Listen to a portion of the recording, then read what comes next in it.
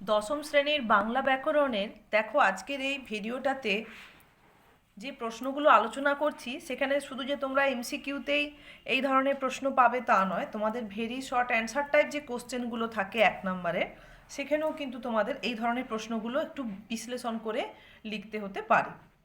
1-এর দাগে দেখো, সময়ে বুঝা যাবে, এটাকে বাক্যটাকে কর্তৃবাচ্যে রূপান্তরিত করলে হবে সময়ে বুঝে নেব। 2-এর দাগে বহুব্রীহি শব্দটি সাধারণ অর্থ কী? বহু শব্দের অর্থ হচ্ছে অনেক এবং ব্রীহি মানে হচ্ছে ধান, তাই বহুব্রীহি শব্দের অর্থ যার বহু ধান আছে এমন কোনো ব্যক্তি বা লোক।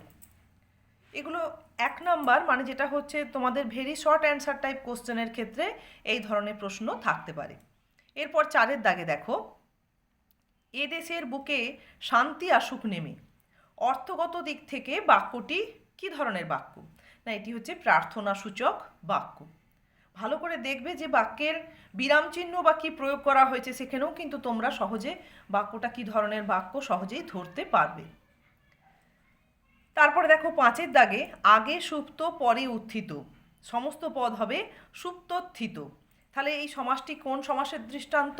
না, এটি হচ্ছে সাধারণ কর্মধারয় সমাসের দৃষ্টান্ত। আচ্ছা, 6-এর দাগে দেখো, সম্বন্ধ পদ কারক নয় কেন, বা একে অকারক পদ বলে কেন? না, কারক কারণ বলা হচ্ছে যে বাক্যে সম্বন্ধ পদ বাক্যস্থিত ক্রিয়াপদের সঙ্গে সরাসরি সম্পর্কযুক্ত নয়, বরং বাক্যের ক্রিয়াপদ ছাড়া অন্য পদের সঙ্গে সম্পর্কযুক্ত।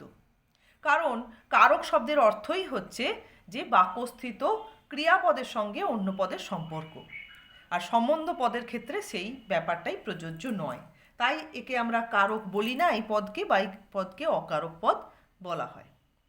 উদ্দেশ্যের সম্প্রসারক কি? যে বিশেষ্য খণ্ড বাক্যের উদ্দেশ্য অংশকে সম্প্রসারিত করে তাকে উদ্দেশ্যের সম্প্রসারক বলে। যেমন দেখো, আমাদের পাড়ার রামবাবু খুব ভালো ব্যক্তি। এখানে আমাদের পাড়ার অংশটি হচ্ছে রামবাবু উদ্দেশ্যকে সম্প্রসারিত করছে। এখানে পুরো উদ্দেশ্য অংশ হয়ে গেছে আমাদের পাড়ার রামবাবু, এই পুরো অংশটাই হচ্ছে উদ্দেশ্য। এখানে প্রথম উদ্দেশ্য বা প্রধান উদ্দেশ্য অংশ ছিল রামবাবু, আর আমাদের পাড়ার এই অংশটা হচ্ছে রামবাবু উদ্দেশ্যকে সম্প্রসারিত করছে। এরপরে দেখো 8-এর দাগে, যে বাক্যে প্রধান খণ্ডবাক্যের অধীনে এক বা একের বেশি অপ্রধান খণ্ডবাক্য থাকে সেই বাক্যকে কি বাক্য বলে? না, তাকে আমরা জটিল বাক্য বলে চিহ্নিত করি। ঠিক আছে, আজকে এই কটাই প্রশ্ন উত্তর তোমরা তৈরি করো। এরপর আমি আগামীকাল থেকে তোমাদের টেক্সটের একটা নতুন কোনো পিস শুরু করব, গদ্য হোক পদ্য হোক বা নাটক, যেটার ওপরে 2024 সালে তোমাদের আসতে পারে এরকম কিছু প্রশ্ন উত্তর আলোচনা করব।